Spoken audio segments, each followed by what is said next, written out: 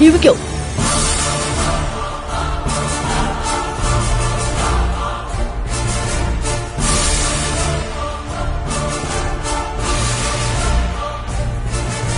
Welcome to our fairy world. Ladies and gentlemen, please welcome Free Will.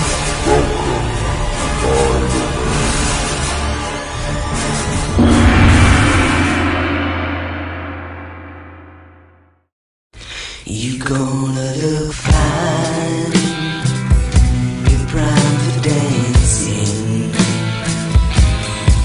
You're gonna trip and glide out on the trampoline.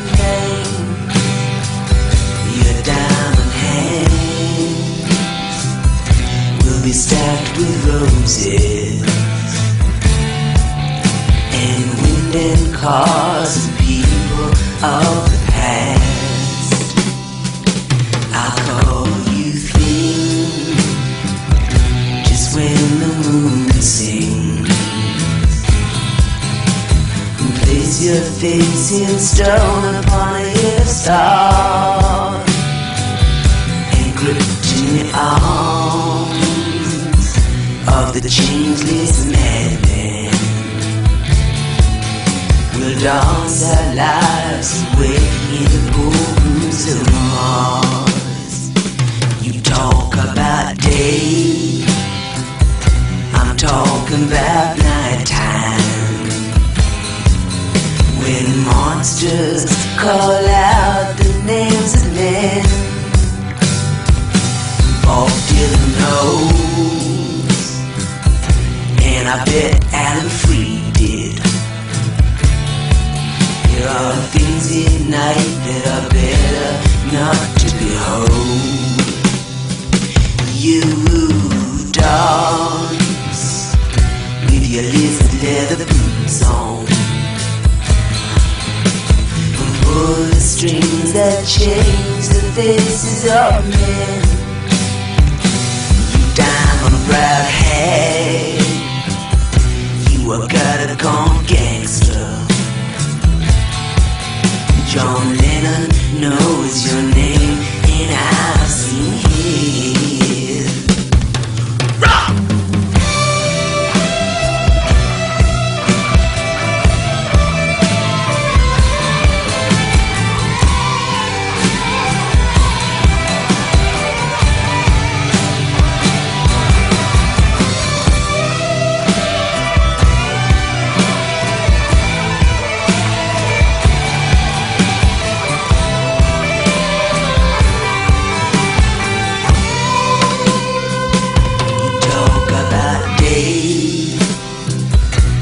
Talking about nighttime, when monsters call out the names of men.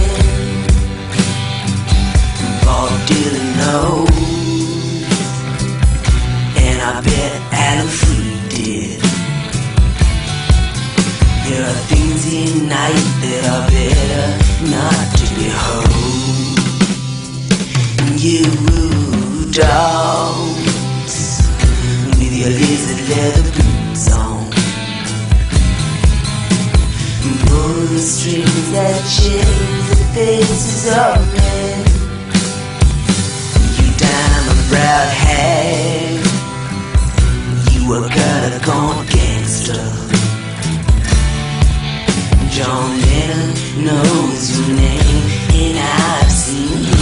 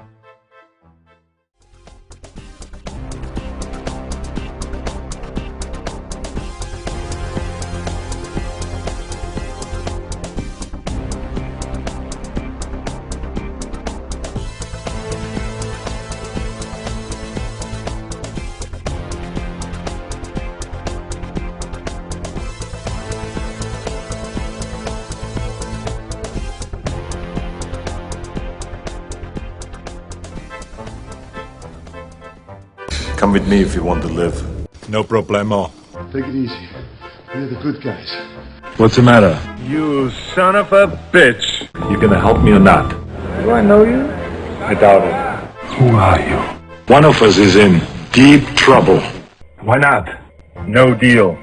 If you're lying to me, I'll be back. I'll be back. Only in a rerun.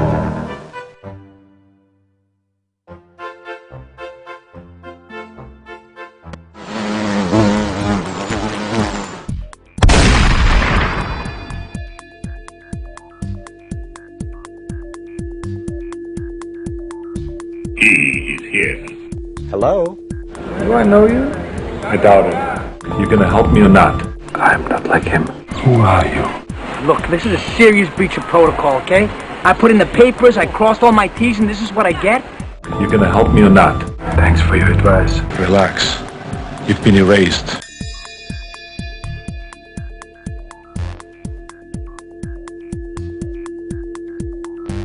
Hello? You gonna help me or not? You're going to help us, whether you want to or not.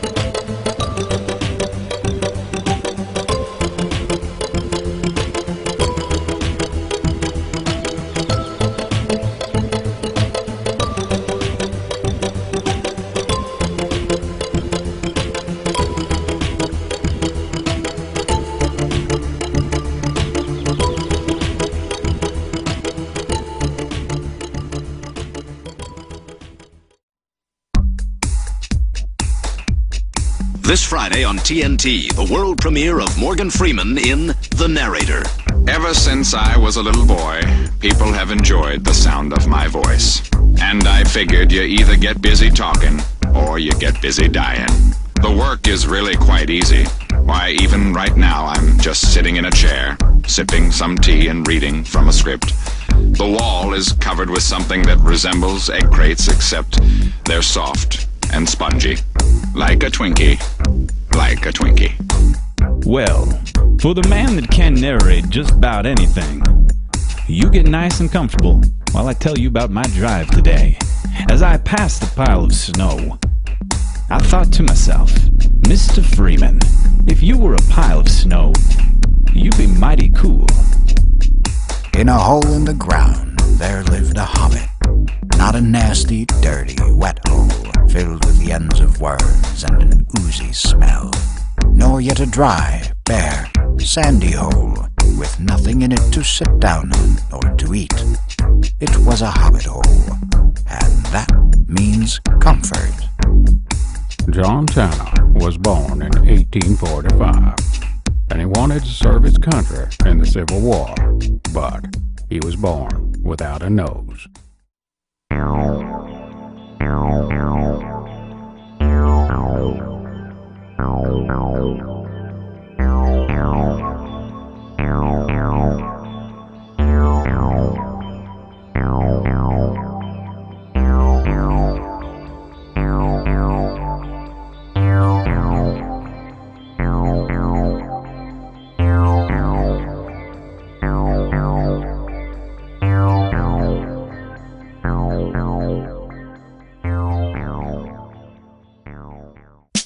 So there we were, driving down the tarmac, when all of a sudden, the limousine gets a flat.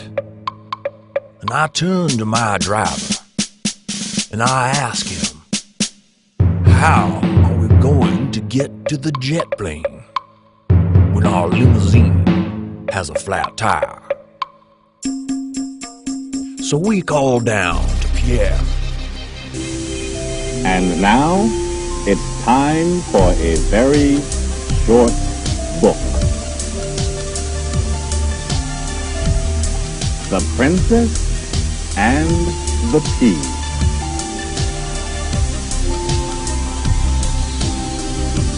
The Queen wanted to find out if this were a real princess.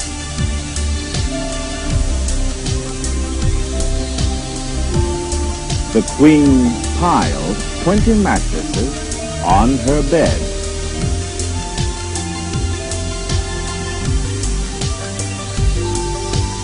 Under the bottom mattress, she placed a key.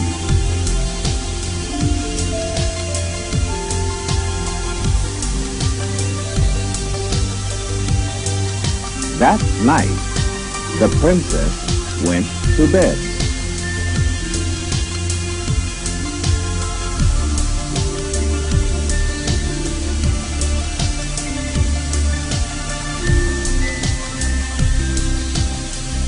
The next morning, that tea was flatter than a pancake.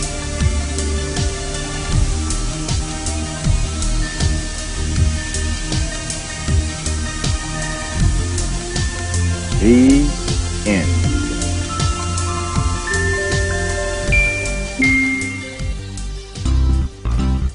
If gravity is an illusion, then it's time to call into question everything we think we know about the cosmos.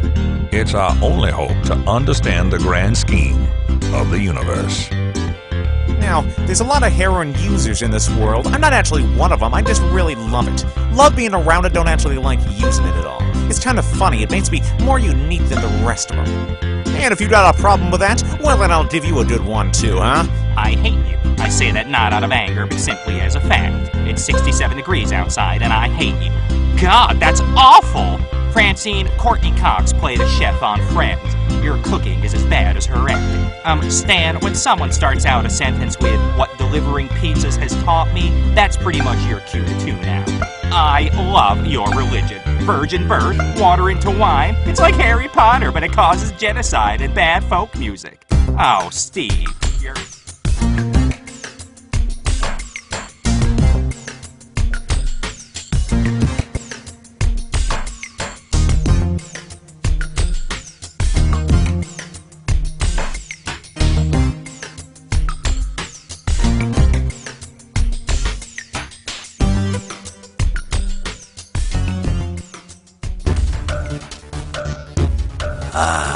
Three Diablos that helped me on my way.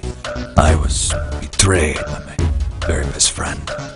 He was an egg, just as this whisperer has done to you. So, kitties, will you help us? And later, we will all go out for fish sticks. I find your lack of faith in my daily affairs on the extreme dark side. This is the recipe for the dark side's white wine spritzer. Fill a wine glass half full with a super chilled wine. The glass should frost. That's when you know your wine's cool enough.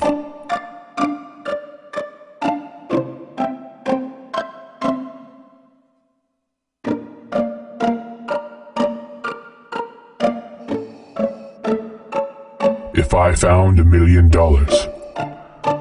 I would reunite with my long-lost son. And if he were to reject my proposal to rule the galaxy with the dark side of the Force, I would tell him, you have failed me for the last time, Jedi scum.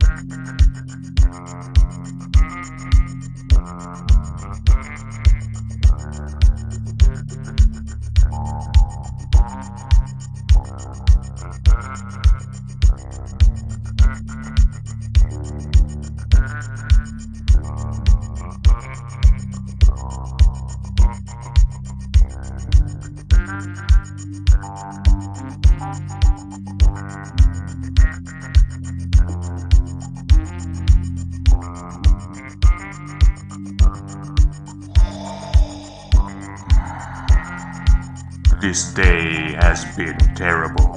I woke up late and tripped over the cat. Then I realized I had forgotten to make coffee. Could this day possibly get any worse? Oh, for Pete's sake, now someone's gone and blown up the office. I realize now, we should have covered that exhaust port. Luke, I am your father, and I've called so that you will pick up some milk on your way back to the galaxy. The Maya, an ancient South American culture, predicted that time would end in a violent apocalypse on December 21st, 2012.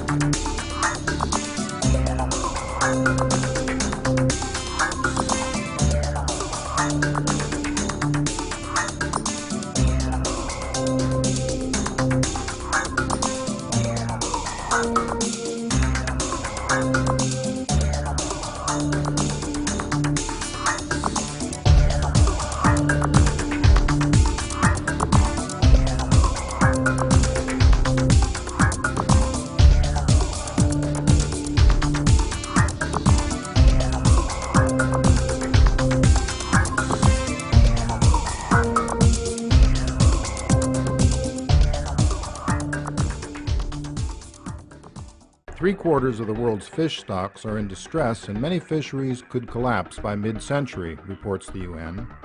In our manufactured world, wild species perhaps deserve special protection, first and foremost as a potentially sustainable resource.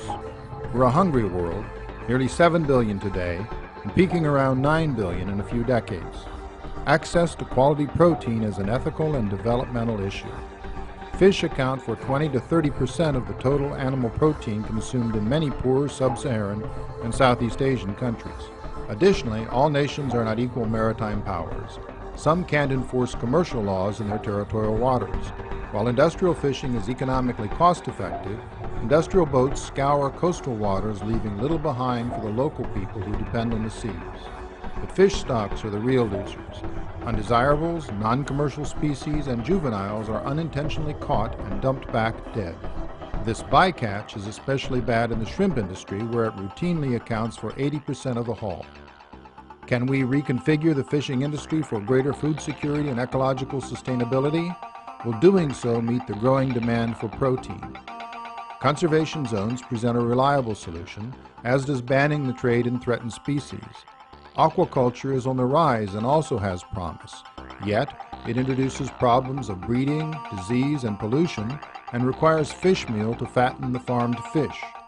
Should we ban industrial fishing or regulate it for sustainable output? Can farmed fish make up the difference? Furthermore, who will police the oceans? What do you think? The Elwha River runs pure and clean through the Pacific Northwest wilderness, surrounded by pristine national parkland. For 1,000 generations, the native Klallam people fished here for abundant salmon. But in the early 20th century, industrialists built a dam to generate electricity. For the salmon and the Klallam, it was a disaster. The elders, they were very frustrated and very angry in many ways. You've still seen those Chinook salmon beating their beaks against the walls of the dam. For millennia, salmon had returned to the river from the ocean to spawn. Now the river was cut off. Before, they may have had access to 80 miles or so of stream channel within a watershed. The dam near the mouth of such a watershed would block all of that habitat for those fish. Now, in a remarkable reversal, the Elwha Dam is coming down. It's the biggest dam removal project in U.S. history. It took decades of pressure from the tribe and environmentalists, followed by years of planning, environmental review, engineering studies, and legislation. But removal work finally began in September. Before this dam was built, there were 400,000 salmon living in the Elwha River. Now there are just 3,000. The hope is, once this dam is completely gone, those fish will return. Over time, many other forms of life will flourish as well. The salmon are the cornerstone, and as they spawn and then die, they provide food sources for everything from insects to bears to bald eagles, really replenishing the entire ecosystem.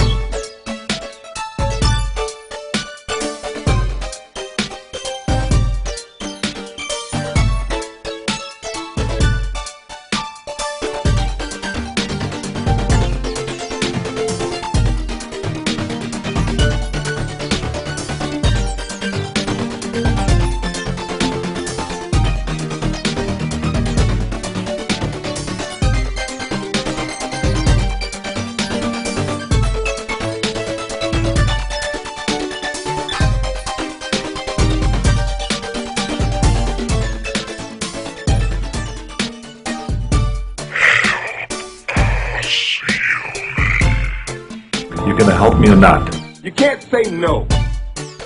I don't remember asking you a goddamn thing. Oh, I'm sorry. Did I break your concentration? You, flock of seagulls. You know why we're here?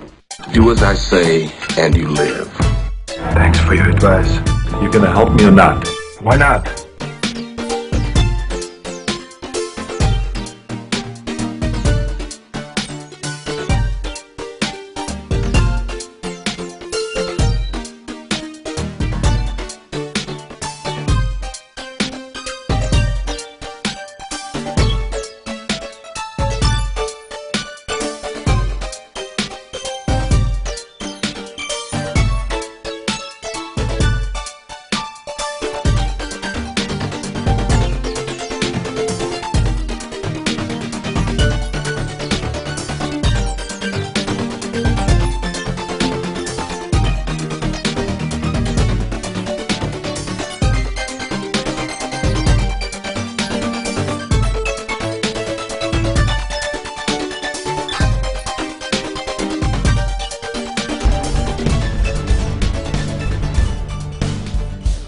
What country you from? What ain't no country I ever heard of? They speak English and what? Say what again? Say what again? I dare you. I double dare you, motherfucker. Say what one more goddamn time.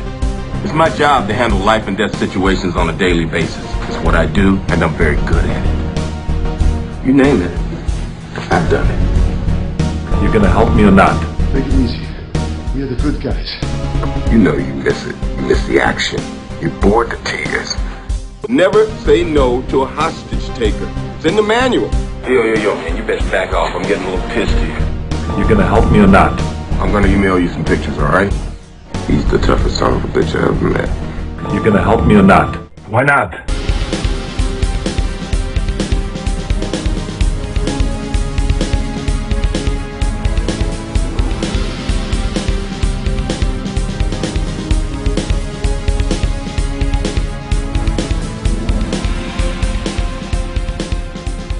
If imaginary numbers are at the heart of quantum mechanics, then presumably they are an inherent part of the universe. Or are they merely a mathematical construct? In other words, were imaginary numbers discovered or invented? Oh, well, that's the key question, one of the key questions in the philosophy of mathematics. Mathematicians don't like to admit it, but if you look back at the history of mathematics, a lot of important mathematics was developed because it seemed to be a pattern or a game that nature or God also plays, not just a game that one mathematician invented one Sunday afternoon when he had nothing to do.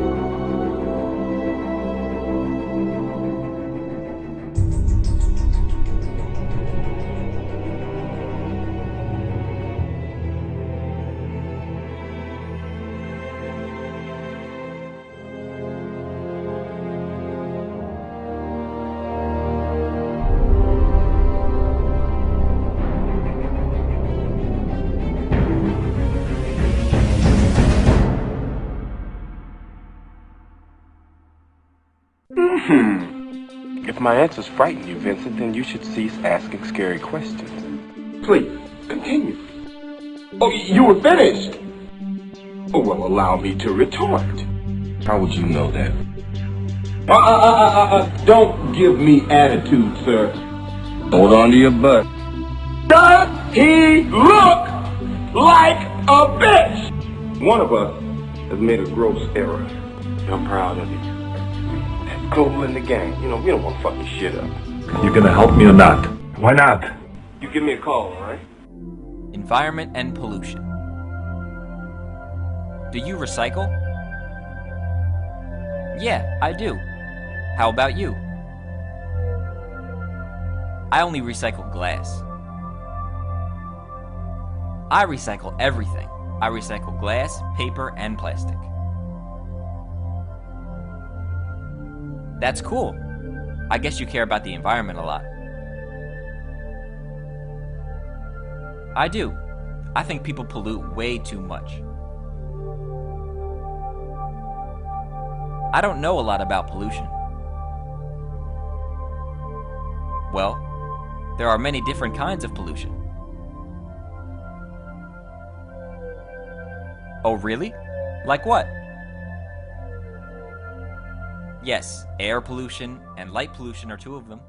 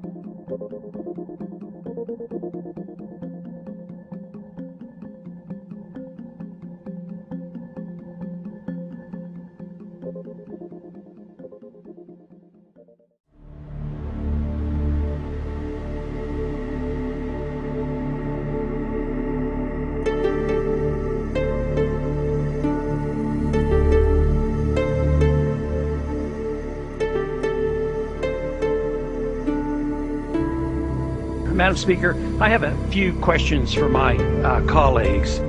What if our foreign policy of the past century is deeply flawed and has not served our national security interests? What if we wake up one day and realize that the terrorist threat is a predictable consequence of our meddling in the affairs of others and has nothing to do with us being free and prosperous? What if propping up oppressive regimes in the Middle East endangers both the United States and Israel? What if occupying countries like Iraq and Afghanistan and bombing Pakistan is directly related to the hatred directed toward us? What if someday it dawns on us that losing over 5,000 American military personnel in the Middle East since 9/11 is not a fair trade-off for the loss of nearly 3,000 American citizens, no matter how many Iraqi, Pakistani, and Afghan people are killed or displaced? What if we finally decide that torture, even if called enhanced interrogation technique, is self-destructive and produces no useful information, and that contracting it out to a third world nation is just as evil? What if it is finally realized that war and military spending is always destructive to the economy? What if all wartime spending is paid for through the deceitful and evil process of inflating and borrowing? What if we finally see that wartime conditions always undermine personal liberty? What if conservatives who preach small government wake up and realize that our interventionist foreign policy provides the greatest incentive to expand the government? What if conservatives understood once again that their only logical position is to reject military intervention and managing an empire throughout the world? What if the American people woke up and understood that the official reasons for going to war are almost always based on lies and promoted by war propaganda in order to serve special interests? What if we as a nation came to realize that the quest for empire eventually destroys all great nations? What if Obama has no intention of leaving Iraq? What if a military draft is being planned for the wars that will spread if our foreign policy is not changed? What if the American people learn the truth, that our foreign policy has nothing to do with national security, that it never changes from one administration to the next? What if war and preparation for war is a racket serving the special interests? What if President Obama is completely wrong about Afghanistan and turns out worse than Iraq and Vietnam put together? What if Christianity actually teaches peace and not preventive wars of aggression? What if diplomacy is found to be superior to bombs and bribes in protecting America? What happens if my concerns are completely unfounded? Nothing. But what happens if my concerns are justified and ignored? Nothing good. And I yield back the balance of my time.